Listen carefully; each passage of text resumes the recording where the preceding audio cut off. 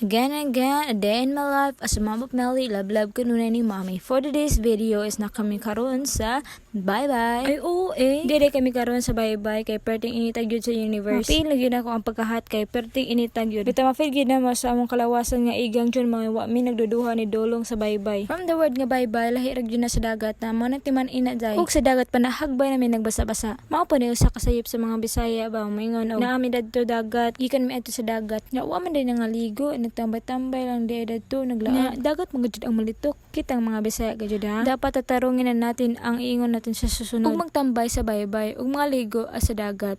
Mora to, daghang salamat. Suwa pa dito na human, excited kay mo ha. Mauna na tayo mga nagyaw-yaw na pa si Papa kay. Oh my gosh, naglove quarrel na po sila. Hoy, ang OA ko na naman dito. So namot mo ko nila wag video jud ani kay kilagay si Papa sugsugan jud ni si Mama. Oy, bawo ni si Papa manugsug pa rin ho. Karon ako na itok niya kay di man ako gisugsug si Mama. Naong para mandaan ni Papa na nagsug jud. Kani si Mama di gyud siya dali malagot og sugsugon. Kaning time ang pagsugsug ni Papa is dampang lagot man maotong nalagot gyud si Mother. Kung magjukining spud mi si Mama usay pud mag serious mood pud. Mano usay di jud makasinabot. Murag di na jud na magjug-jok ani mag serious mood na lang takalingaw. Okay, let's proceed to another topic for today's video. Kay wa pa mo ko naka-move on sa topic nga dagat ug bye-bye. Una tong yiwiton karon. Besa akong naibaw-an ang dagat mao ang part of the tubig. Bye-bye mao na ang part sa land. Nya ang pangutana asa na naibaw-an? Puro na lang para nako. Ang para nako lang jud is ang dagat sea. Ang bye-bye mo na gitawag seaside. Mao moron. Seaside is the plain sa dagat nun sa deka. Scientific calculation siguro ni manaibaw-an ang kapataka ra makagyawit ya. Basta mao ra to naibaw-an. Nakadudo naman si baby maong himbing ng tulog ni baby Melly. Kay dili naman kaayo init mao tong ninguli na mi sa aming mansion na para na din naming tirahan.